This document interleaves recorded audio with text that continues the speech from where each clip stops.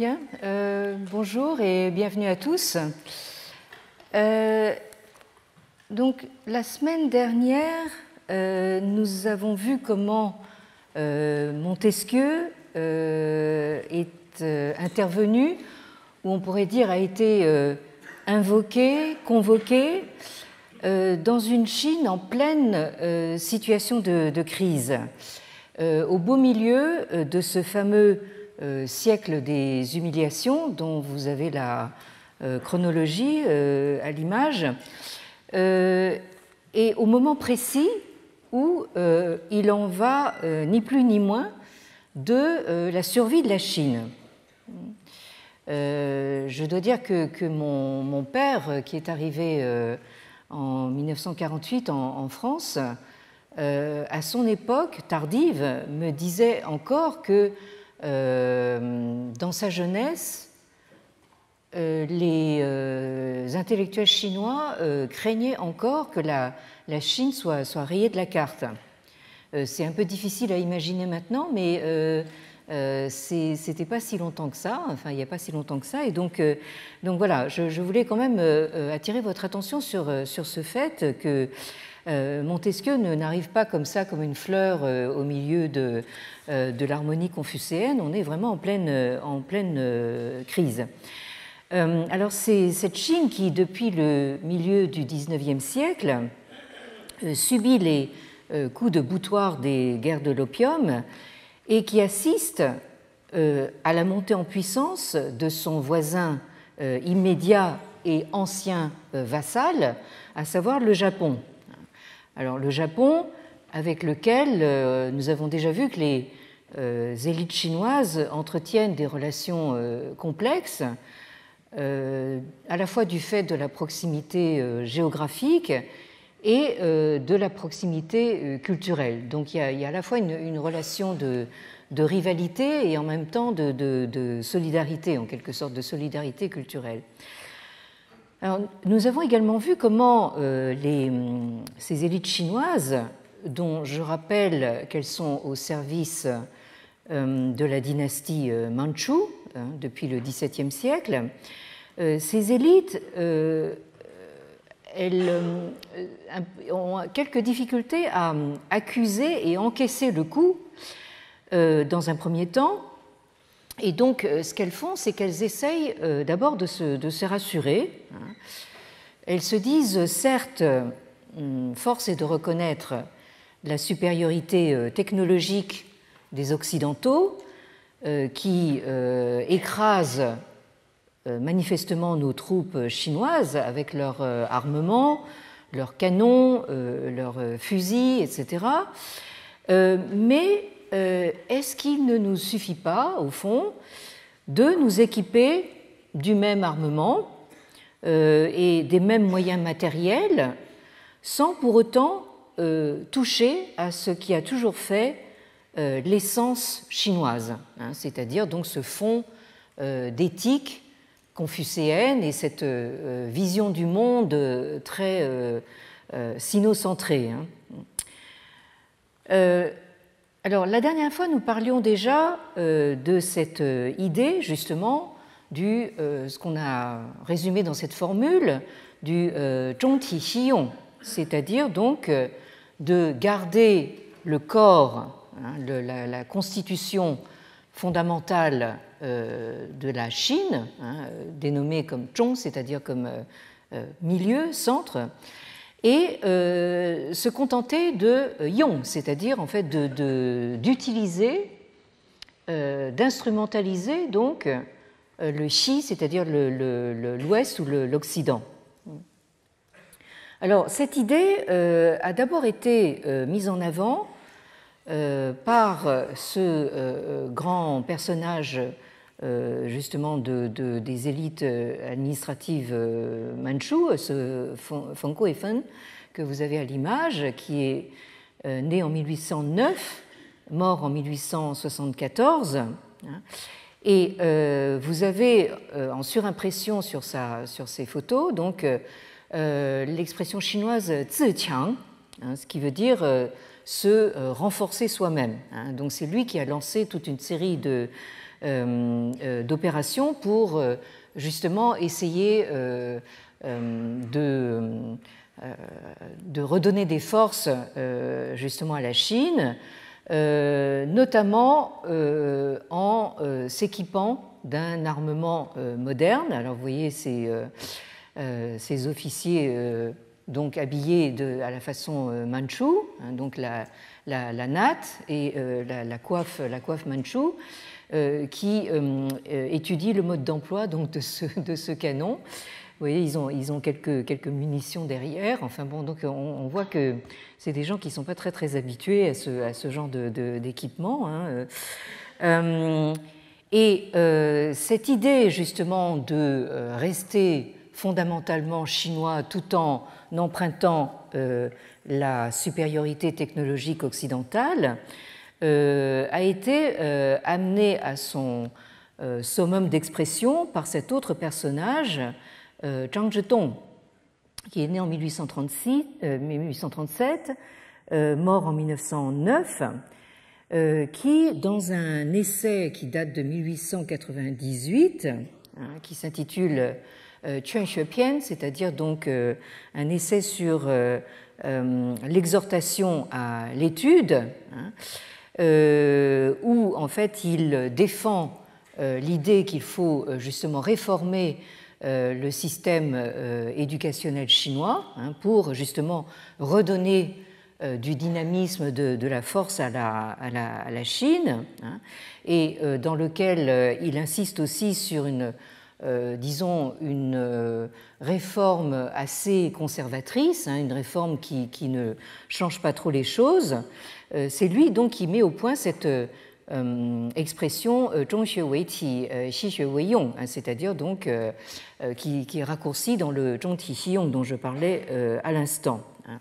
Alors je rappelle que la même année 1898, Kang Youwei et son principal disciple Liang Qichao sont à la tête d'une tentative de réforme des institutions politiques qui se solde par un fiasco total qui fait qu'ils doivent tous les deux fuir la Chine.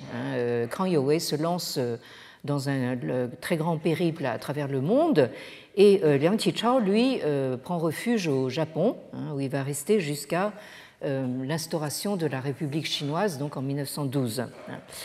Alors, pendant que Liang Qichao met à profit son exil au Japon et met à profit donc la proximité du chinois avec le japonais pour prendre connaissance des idées occidentales qui sont largement traduites par les Japonais à l'époque, hein, et pendant que Liang Qichao s'occupe à élaborer et diffuser ses propres idées politiques sur ce qu'il appelle le Xinmin, c'est-à-dire la rénovation du peuple ou la création d'un nouveau citoyen, hein, vous avez cet autre, à côté de Liang Qichao sur la diapositive, cet autre passeur d'idées occidentales qu'est Yan Fu.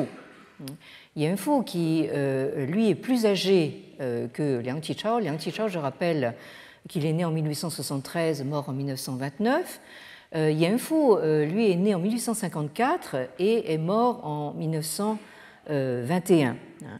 Alors, Yan Fu, c'est véritablement un traducteur professionnel qui a été pionnier justement dans ce travail de traduction véritablement de nombreuses œuvres occidentales et qui a ainsi également exercé une influence importante d'abord sur le mouvement réformiste de 1898 et aussi sur la révolution de 1911 qui a conduit à l'instauration de la République. Donc Yan Fu, c'est quelqu'un du Fujian. Alors le Fujian, je rappelle que c'est une province qui fait face à Taïwan. Taïwan est une île qui est juste en face des côtes du Fujian. Donc il est né en 1854 dans cette région et donc il a été formé à l'école des chantiers navals de Fuzhou, qui est donc le chef-lieu du Fujian, où il est formé à la fois donc aux sciences, aux technologies occidentales et à l'anglais. La formation se donne en anglais, donc il fait partie de cette toute première génération donc de Chinois qui est formée directement en anglais. Et c'est ça qui lui a permis, en tant qu'étudiant boursier, de partir étudier en Angleterre pendant 2 ans, entre 1877 et 1879. Il a été envoyé en particulier à l'école navale de Greenwich, à Londres, et il est donc parmi ces premiers étudiants chinois à découvrir des ouvrages en direct anglais qui le persuadent que le secret de la prospérité et de la puissance occidentale réside non seulement dans l'avancement des sciences et des techniques, mais également dans une conception différente du monde. Et c'est ce choc de civilisation. Imaginez un jeune Chinois donc, dans la deuxième moitié du XIXe siècle qui débarque en Angleterre et qui voit un monde complètement nouveau s'ouvrir devant lui.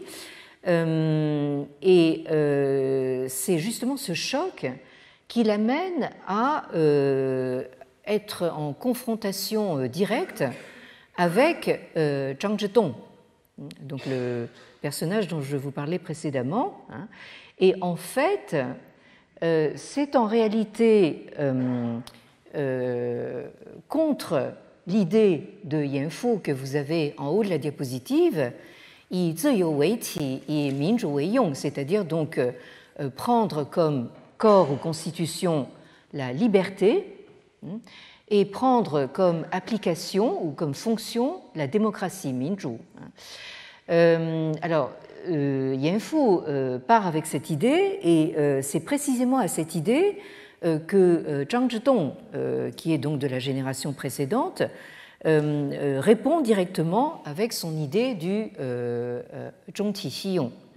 C'est-à-dire que Zhang Zhetong, lui, en fait, s'agrippe quand même à une essence chinoise, tout en admettant qu'il faut emprunter un petit peu de la science et de la technologie occidentale pour justement faire face aux agressions des puissances européennes, mais là, Yan Fu est en train de dire qu'il faut carrément changer de paradigme, comme on dit maintenant. C'est-à-dire, véritablement, ça ne suffit pas d'emprunter du bout des lèvres des petits bouts de science et de technologie, il faut carrément changer la conception du monde. Alors, on comprend bien que pour Zhang Zhetong, qui dans son essai de 1898 en fait, répond en réalité au jeune Yan Fu, il a un chapitre dans cet essai qui s'intitule « La centralisation du pouvoir » et il prend en compte toute la nouvelle terminologie concernant justement la question de savoir qui doit détenir le pouvoir. Donc vous avez déjà chez Zhang Zhetong la référence au Minquan, c'est-à-dire donc au pouvoir donné au peuple, au zizhuzhiquan, c'est-à-dire le pouvoir d'autonomie, c'est-à-dire le pouvoir d'autodécision du peuple. Alors autant d'idées auxquelles Zhang Zhetong est farouchement opposé, parce qu'il dit ça c'est vraiment de la subversion pure et simple, et ce qu'il nous faut en Chine, c'est de garder donc une stabilité donc de l'État, donc pas question d'adopter ces idées nouvelles, alors que Yan Fu, lui, au contraire, enfin, dit que c'est une question de vie ou de mort, justement de changer complètement de taquet. Alors, la preuve en est dans cette lettre de 1902 qu'il adresse au directeur du journal diplomatique, le Waijiao Bao. Alors, Waijiaobao Zhuren-shu, donc cette lettre, dans laquelle il dit donc Ti yong zhe, ji yi wu er yan zhi ye, you niu zhi ti, 则有负重之用，有马之体，则有致远之用。未闻以牛为体，以马为用者也。中西学之谓一也，如其种人之面目然，不可强谓思也。故中学有中学之体用，西学有西学之体用，分之则并立，合之则两亡。Alors, traduction, donc le ti et le yong, c'est-à-dire donc le corps, la constitution et la fonction, ne sont qu'une seule et même chose, c'est-à-dire ne sont que les deux faces d'une seule et même chose. Si on parle du corps d'un bœuf, on parle de la fonction de porter des charges lourdes. Si on parle du corps d'un cheval, on parle de la fonction de couvrir de longues distances. On n'a jamais entendu parler d'un corps de bœuf avec une fonction de cheval. Le savoir chinois et le savoir occidental sont aussi différents que le sont les apparences physiques des Chinois et des Occidentaux. On ne peut pas les forcer à se ressembler. Ainsi donc, le savoir chinois a son tiyong propre, de même que le savoir occidental a son tiyong propre. Les maintenir distincts, c'est leur permettre de coexister, et vouloir les unir, au contraire, c'est les faire disparaître tous les deux. Donc, entre les deux, qu'est-ce qu'on préfère? Donc, voilà.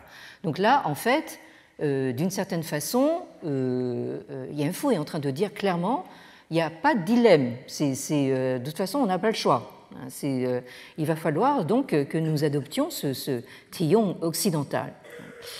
Alors, vous voyez à quel point donc Yan Fu s'oppose frontalement donc à la formule de Zhang Zhetong, puisque pour lui, vouloir forcer un bœuf à courir comme un cheval, c'est du non-sens absolu, avec peut-être en plus en fait l'allusion à la lourdeur du bœuf, qui serait un peu le symbole de la lourdeur de la tradition chinoise, et la vitesse du cheval, qui serait le symbole du dynamisme et de la puissance occidentale.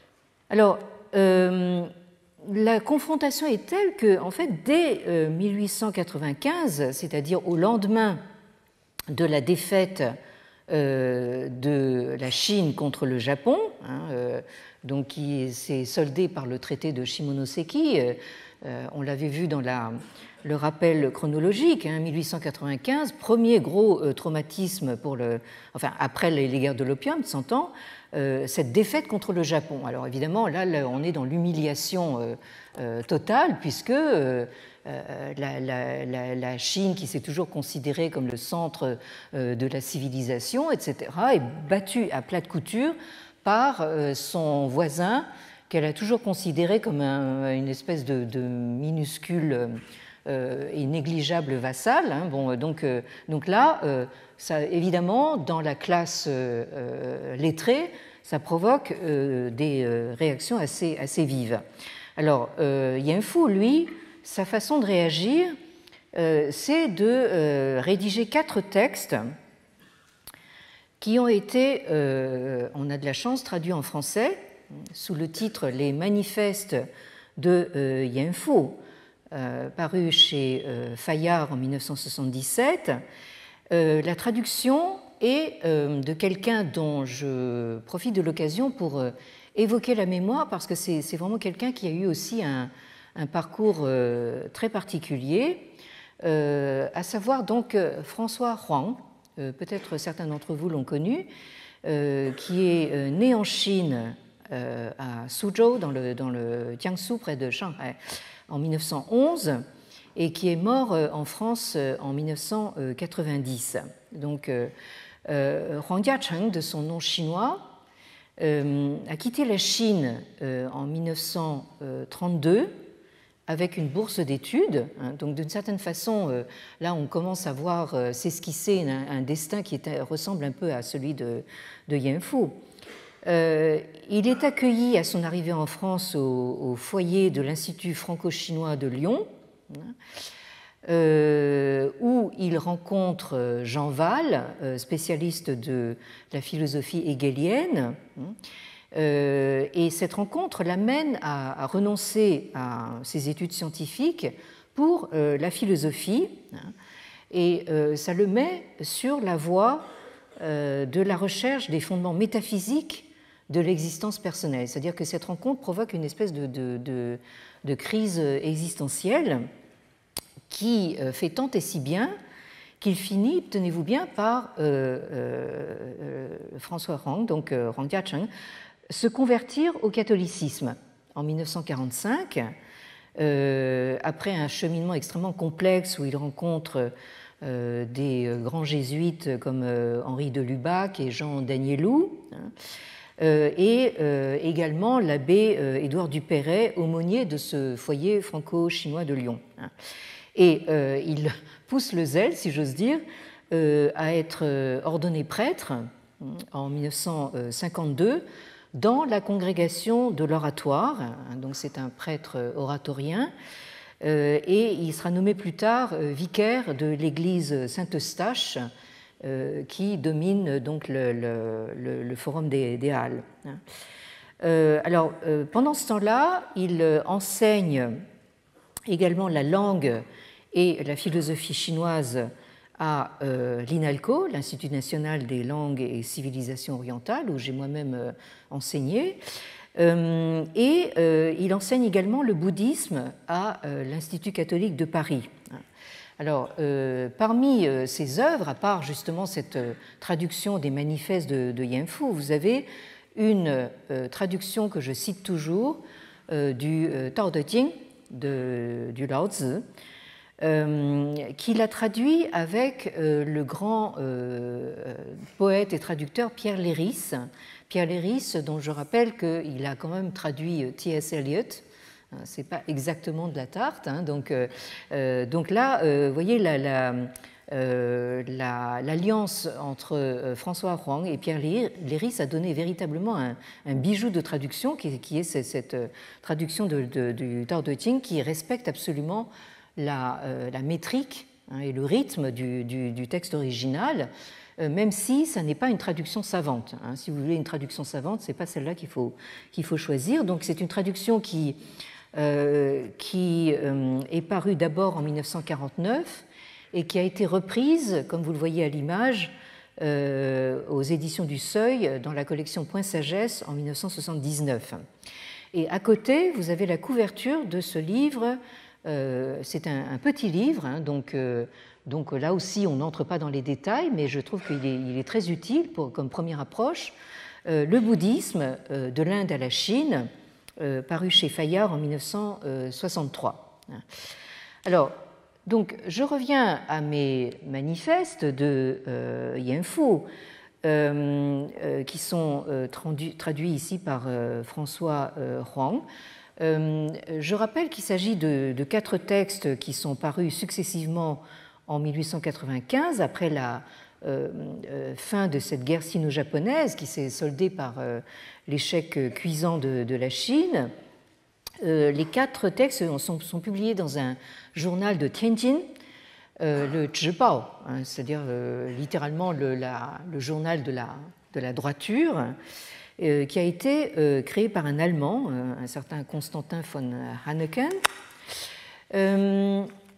Alors, donc, nous sommes dans ce contexte justement de grosses discussions, de gros débats sur cette idée du Zhongti Xiong, c'est-à-dire est-ce qu'il faut justement tout jeter à la poubelle pour embrasser les théories occidentales qui sont au fondement de la prospérité de la puissance occidentale, ou est-ce qu'au contraire, il faut quand même à tout prix essayer de conserver un fond chinois. Alors voilà ce qu'en pense Yan Fu dans sa jeunesse. Dans le premier manifeste, le Shebianzhiji, donc que François Huang a traduit par De la rapidité des mutations du monde, Yan Fu explique la différence des conceptions du monde chinoises et occidentales. Alors, selon lui, la vision chinoise confucéenne de l'harmonie sociale et politique est complètement dépassée, puisque, en fait, l'agressivité des puissances occidentales oblige la Chine à s'adapter d'urgence aux valeurs occidentales. Donc là, il y a vraiment péril en la demeure, il y a vraiment, il y a urgence pour de véritablement changer de paradigme. Le deuxième manifeste, Yuanqiang, traduit par Aux origines de la puissance, indique les moyens par lesquels la Chine peut réaliser cet objectif, c'est-à-dire donc s'adapter aux valeurs et à la vision du monde occidental. Alors, le troisième texte, Jiu Wang Jue Lun, c'est-à-dire donc propos décisifs sur le salut national, parce que c'est de ça qu'il s'agit, c'est le salut national, la Chine joue son va-tout. Yan Fu, dans ce texte, s'en prend avec virulence au concours mandarino, alors probablement parce qu'il les a ratés. Il s'est présenté plusieurs fois, mais il a raté. Mais alors, donc, enfin, évidemment, c'est la réaction, vous allez dire, des raisins sont trop verts, ils ne sont pas assez mûrs, etc. Mais en fait, il justifie en fait son échec dans ce troisième texte parce que, selon lui, l'érudition confucianiste requise pour réussir à ces examens mandarinaux est devenue totalement inutile et donc il défend la science occidentale comme seul salut possible pour la Chine. Nous allons lire d'ailleurs un extrait de ce troisième texte et dans son quatrième manifeste qui s'intitule Pihan, réfutation de Han Yu. Han s'est mis pour Han Yu, qui est un célèbre penseur de la dynastie Tang, donc au 8e siècle, qui justement en fait était déjà une sorte de conservateur avant l'heure parce qu'il défendait à l'époque l'essence confucéenne contre l'influence grandissante du bouddhisme à l'époque. Donc Han Yu a un texte célèbre où il justement, enfin, il dit mais le bouddhisme c'est une religion étrangère portée par un type hirsute qui à moitié nu, etc. On va quand même pas se laisser impressionner par le Bouddha indien. Nous avons notre essence confucéenne et on a besoin de rien d'autre. Bon, alors donc là, en fait, Yan Fu ressort ce texte et on imagine que derrière Yan Fu se profile, bien sûr, le conservateur qui est Zhang Zhedong. Bon, et dans ce texte, Yan Fu fait une critique acerbe de la monarchie que défend Zhang Zhedong et fait un plaidoyer en règle pour la démocratie. Alors, comme je disais, donc voici un extrait du troisième texte, propos décisifs sur le salut national, où on a justement, enfin, toute la hargne de Yan Fu qui s'est raté donc aux examens mandarinaux, au concours mandarinaux, et qui nous dit ceci, je cite, « La vérité la plus évidente au monde est nécessitée par la force des choses, c'est que si aujourd'hui la Chine ne change pas ses institutions, elle périra. » Bon, ça c'est quand même enfin une phrase radicale. Bon.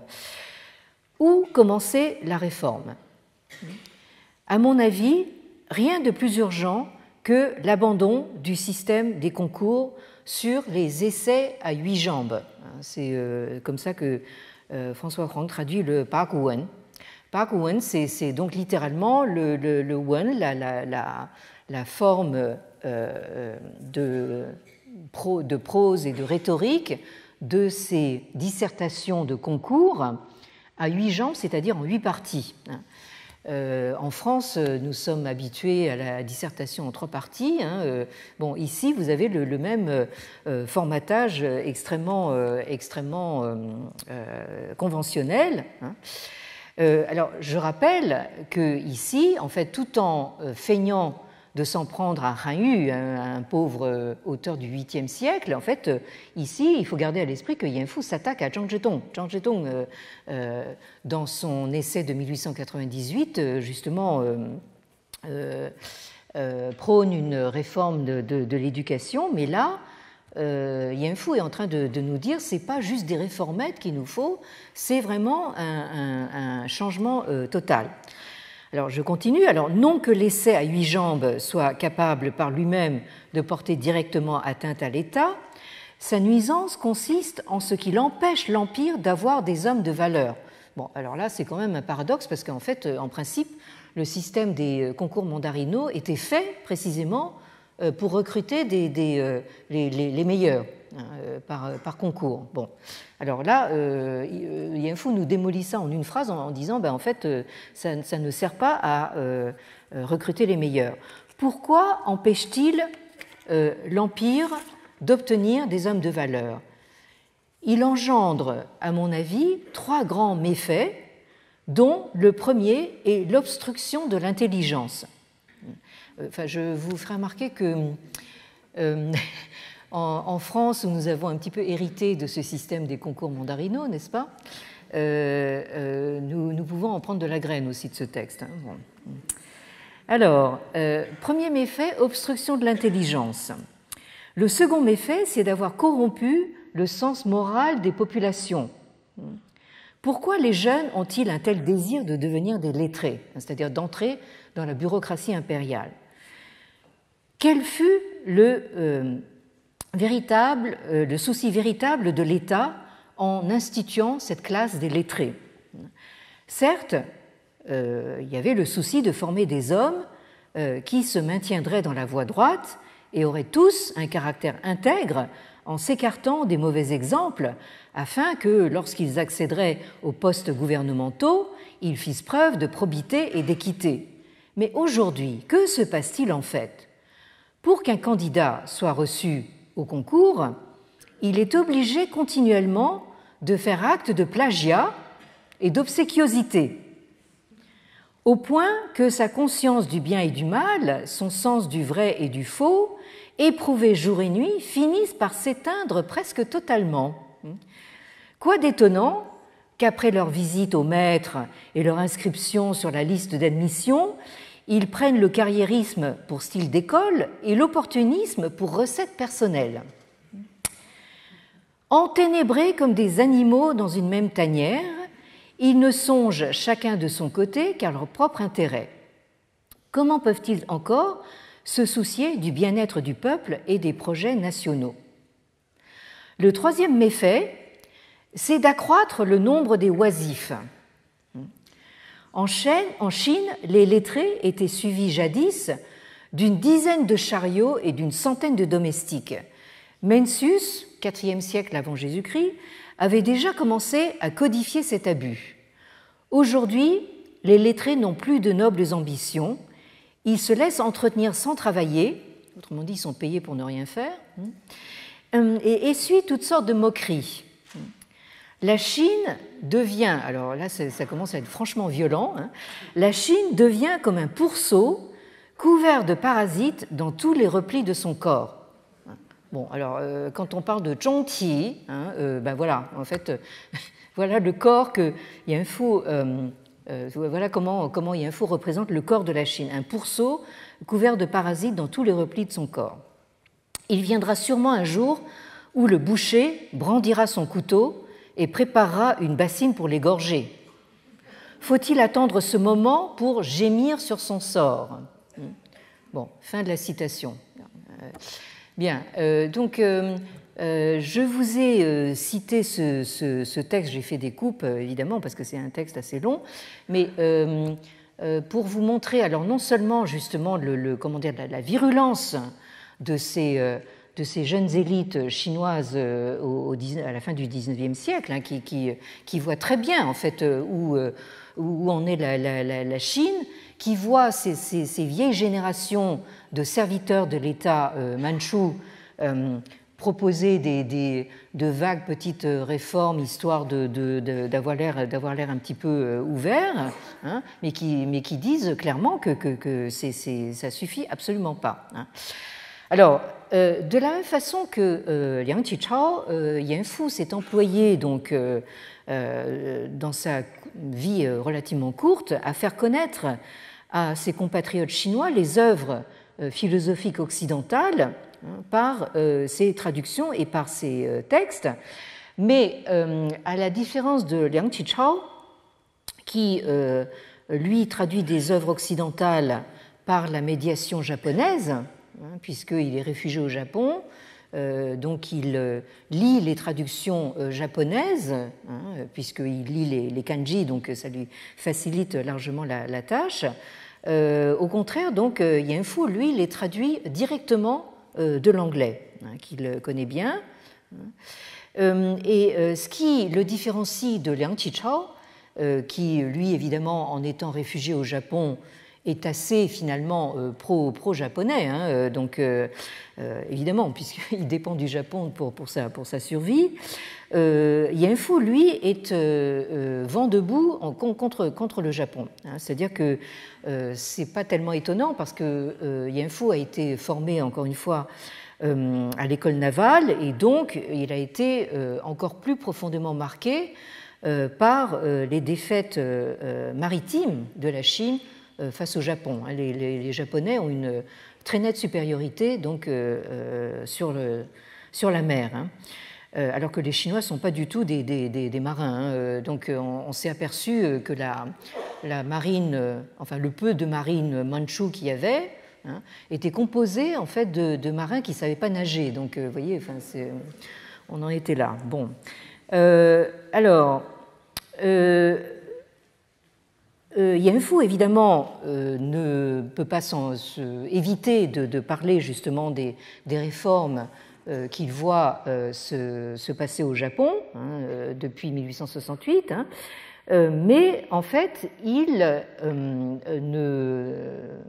ne prône absolument pas l'idée en fait, d'apprendre du Japon.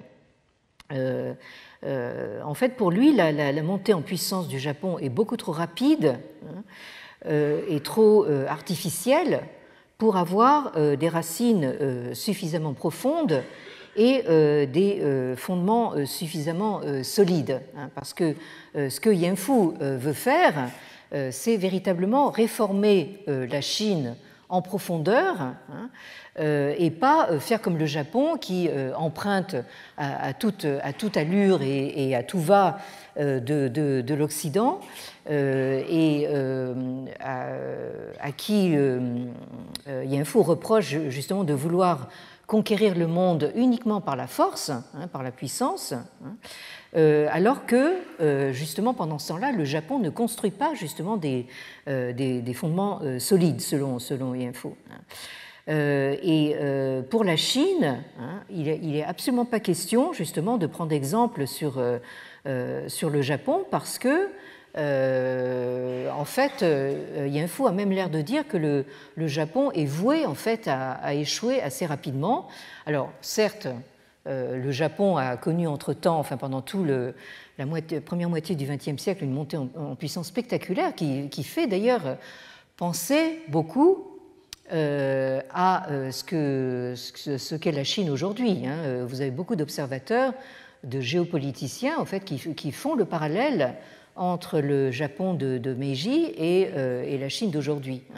Alors, évidemment, tout le monde se demande combien de temps est-ce que cette montée en puissance spectaculaire va pouvoir durer. Donc, selon Yan Fu, apparemment, c'est une montée en puissance du Japon qui n'est pas assez solide justement pour pouvoir durer. Alors, contrairement donc à Liang Qichao, Yan Fu, lui, investit massivement dans la traduction d'ouvrages entiers. Liang Qichao, lui, en fait, fait un peu de la compilation à partir de ce qu'il lit dans les traductions japonaises, alors que Yan Fu, lui, véritablement s'attelle à un travail absolument gigantesque, herculéen, de traduction qu'il fait entre à peu près en une dizaine d'années, entre 1898 et 1909.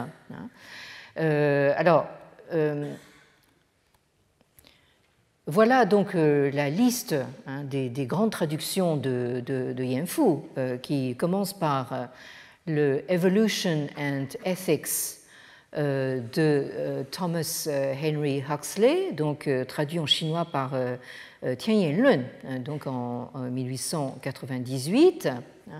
Alors ça, c'est vraiment la traduction, la toute première, mais celle qui a eu probablement le plus d'influence dans les milieux intellectuels chinois.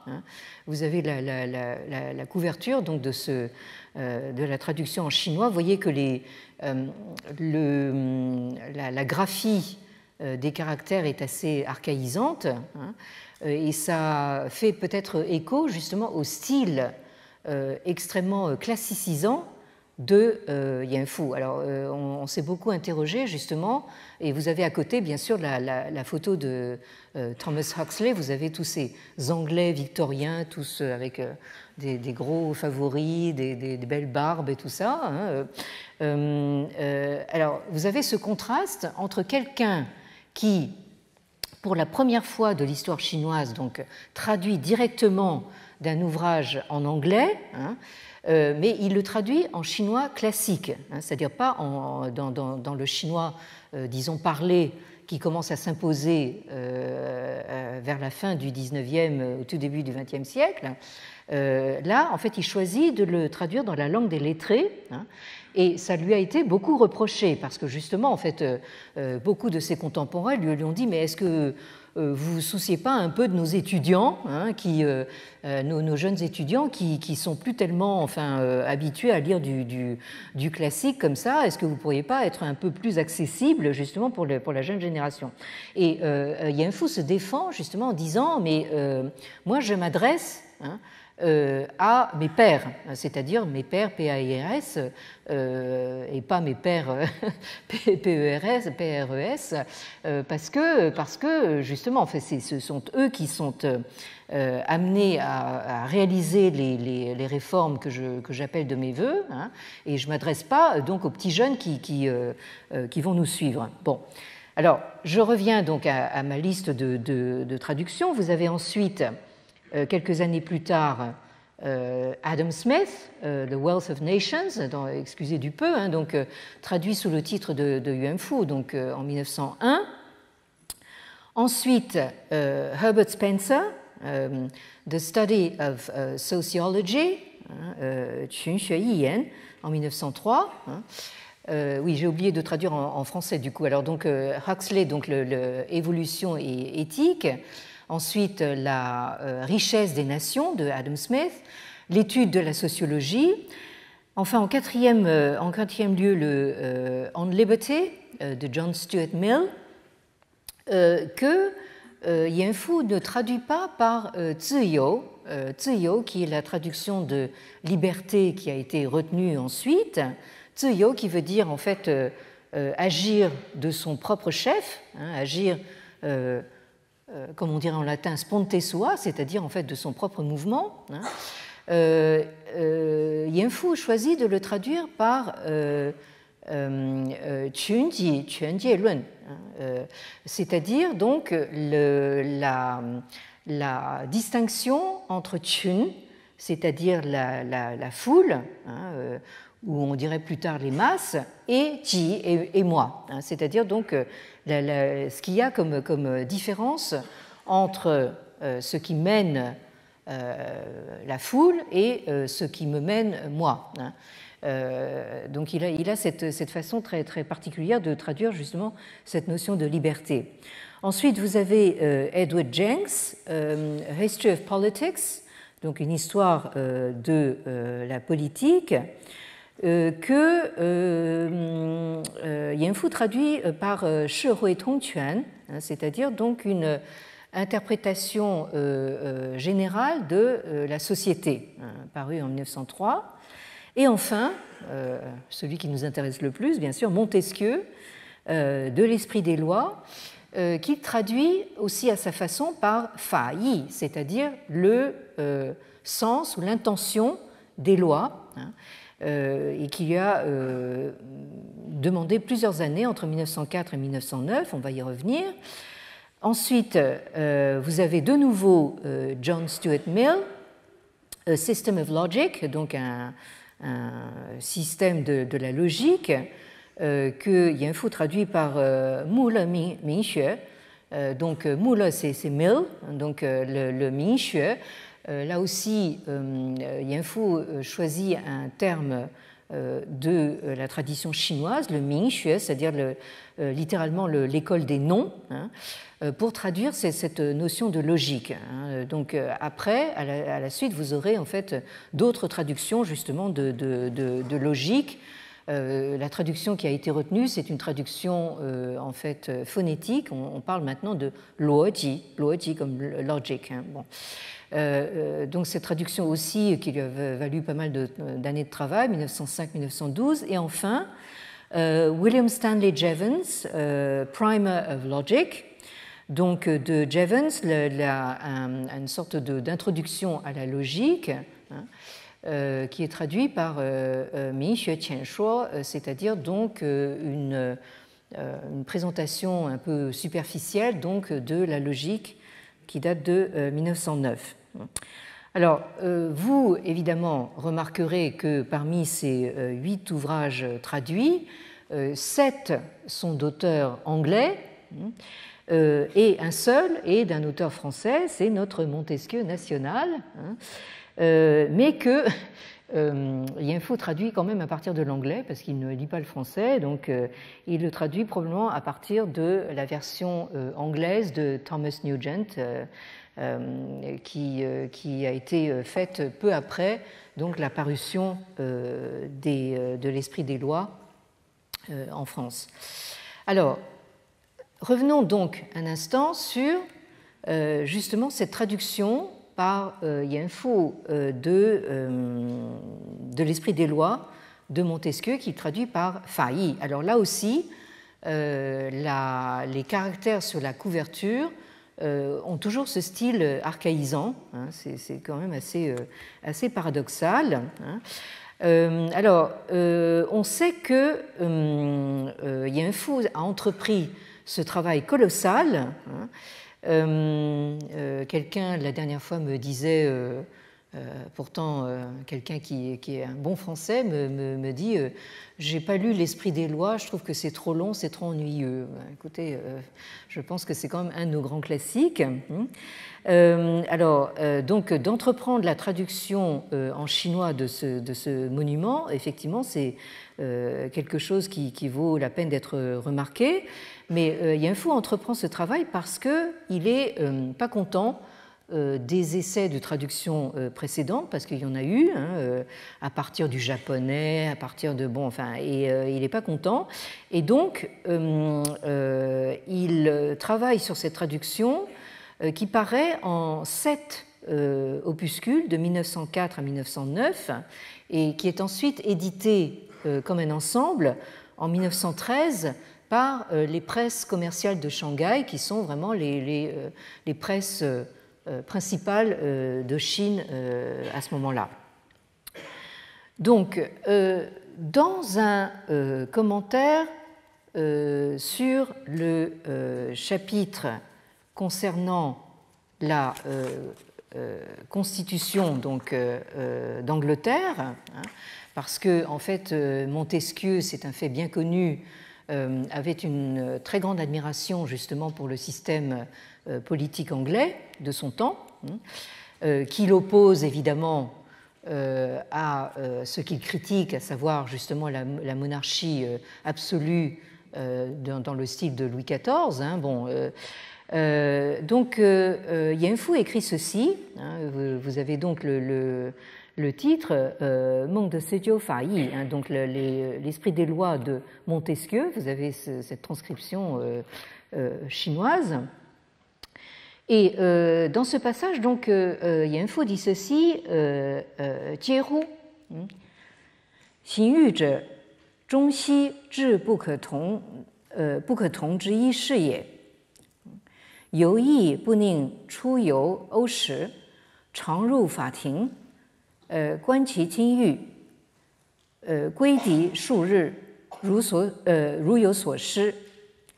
常与乡音郭先生为英国与诸欧之所以富强，公理日深，其端自此一事，先生深以为然，见未卓识。Donc, alors, ça commence par une exclamation, alors qui est très typique justement de la langue classique chinoise, hélas. La procédure pénale en Chine est foncièrement différente de celle de l'Occident. Lorsque j'ai voyagé pour la première fois en Europe, hein, c'est-à-dire lors de son séjour en Angleterre de 1877 à 79, j'assistais souvent à des séances au tribunal. Là, notre jeune Yan Fu a compris qu'en fait, une institution clé du système politique européen et en particulier anglais, hein, c'est le système judiciaire. Hein. Donc, pendant son séjour, qu'est-ce qu'il fait? Il ne va pas chez Harrods, il va écouter donc les jugements au tribunal. Chaque fois que j'en revenais, je passais des journées dans une sorte de transe, comme si j'avais perdu quelque chose. Et j'ai dit un jour à M. Guo, alors Guo, Guo Songtao, c'est le tout premier ambassadeur de Chine en Angleterre. Alors là, j'ouvre une parenthèse, il faut quand même se rendre compte que c'est seulement au milieu du XIXe siècle que la Chine commence à envoyer des ambassadeurs à l'étranger, parce qu'auparavant, c'est le mouvement contraire qui prévaut, c'est-à-dire que ce sont donc les pays vassaux et les pays étrangers qui viennent payer l'hommage et le tribut à la cour impériale. Bon, alors donc là, vous avez donc une inversion du mouvement qui est tout à fait intéressante. Donc, ce Guo Songtao, c'est probablement un des esprits les plus ouverts, enfin, de la Chine de l'époque, et donc il avait lié cette amitié avec Yan Fu, puisqu'ils étaient tous les deux en Angleterre.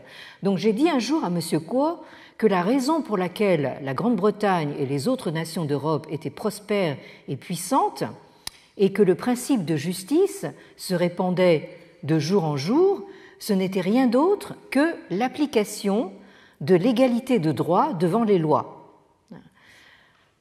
L'ambassadeur a été entièrement d'accord et a dit que ma vision était une vision juste, une vision lucide. Alors, ce qui est intéressant, c'est que, alors non seulement Yan Fu a quand même très rapidement compris donc, que le système judiciaire, qui est justement l'un des piliers du système de la répartition des pouvoirs, entre donc, pouvoir législatif, exécutif et judiciaire. Donc, dans notre démocratie française, nous voyons qu'il y a encore des problèmes dans cette répartition des pouvoirs, n'est-ce pas? Bon. Donc, Yan Fu a également compris que si, justement, on veut comprendre quelque chose aux démocraties constitutionnelles européennes, il faut lire Montesquieu. Et donc, il a beau avoir traduit massivement donc des auteurs anglais, mais il accorde une attention particulière donc à Montesquieu, et c'est ça qui nous intéresse ici. En 1906, vous l'avez en bas de la diapositive, donc, il publie donc une traduction des 8 chapitres de l'esprit des lois qui porte sur l'Empire chinois. Parce que Montesquieu, vous le savez, n'a pas parlé de la Chine uniquement dans ce fameux passage qui se termine par cette phrase si controversée, hein, la Chine est donc un État despotique, etc. Hein.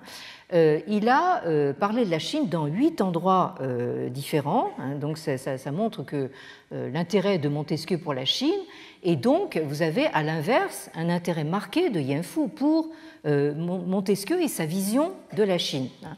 Et c'est ce qui fait donc dans ces Meng de Sejiu Fa Yi Zhi Na Lun, c'est-à-dire donc des essais sur la Chine telle qu'elle apparaît dans l'esprit des lois de Montesquieu. Alors ici, on remarque au passage que Yan Fu ne traduit pas Chine par Zhongguo, c'est-à-dire par le pays du milieu, l'empire du milieu, mais par Zhina. Zhina, qui est une translittération phonétique de China. China, qui lui-même est un terme sanskrit pour traduire justement la Chine. Et donc, c'est une translittération phonétique que les Japonais ont adoptée au XIXe siècle, justement pour effacer la référence à la centralité chinoise, vous comprenez? Donc ça, c'était une astuce justement pour parler de la Chine comme si c'était donc juste une nation parmi d'autres. Alors que si vous dites Zhongguo, le pays du milieu, c'est reconnaître cette centralité chinoise. Bien.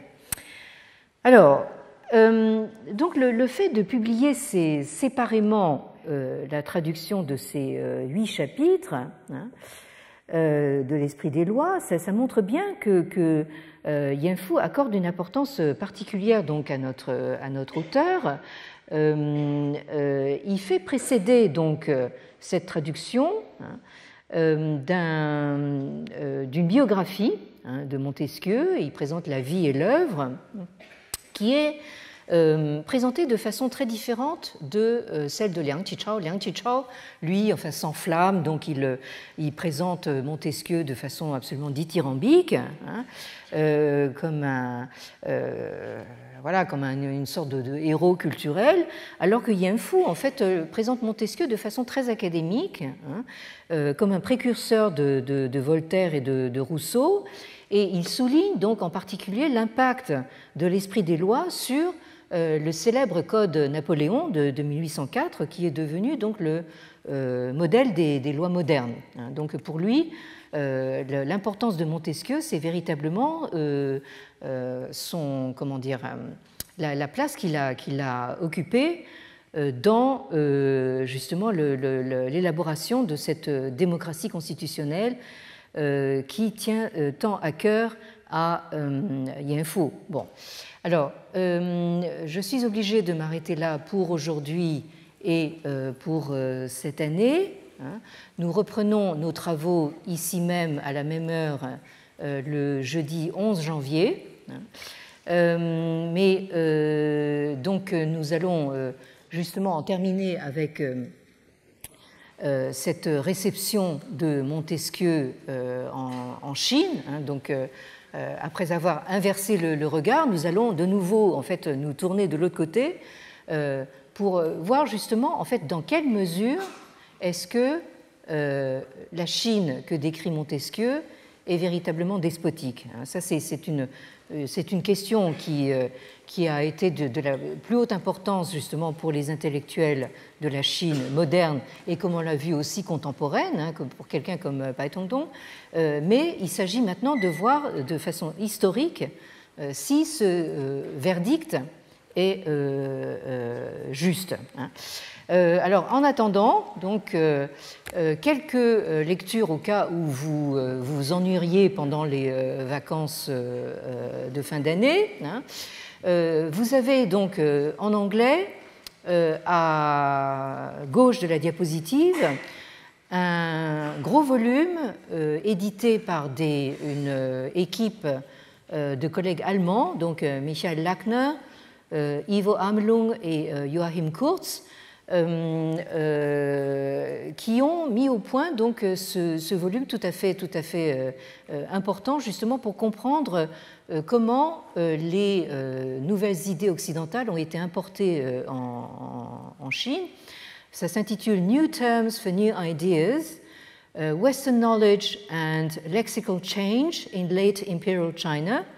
Donc, nouveaux termes pour idées nouvelles, le savoir occidental et le changement lexical dans la Chine de la fin de l'Empire. C'est paru chez Brill en 2001.